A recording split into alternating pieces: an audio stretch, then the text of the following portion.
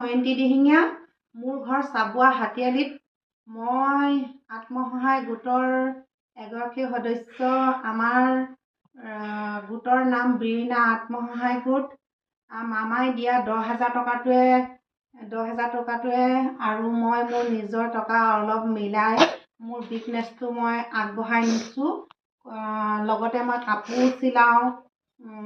চিলাওঁ আৰু মই কাপোৰ কানিও বিজনেছো কৰোঁ। ইয়াত খুব ধুনীয়া ধুনীয়া মেখেলা চাদৰ বিক্ৰী কৰোঁ। এইযোৰ হৈছে কেঁচা কটনৰ মিচিং যোৰা, খুব ধুনীয়া ধুনীয়া মেখেলা চাদৰ।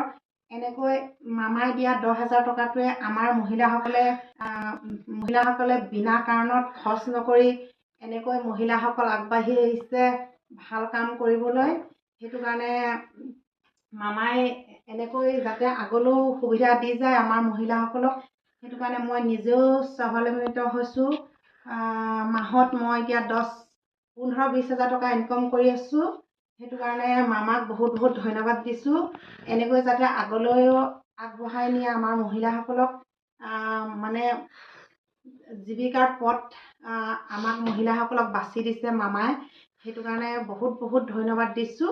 এনেকৈ যেন আগলৈ আগবঢ়াই নিয়ে, তাকে মই মামাই দিয়া 10,000 টকাটোৱে বহুত ভাল কাম কৰিছোঁ বুলি ভাবিছোঁ।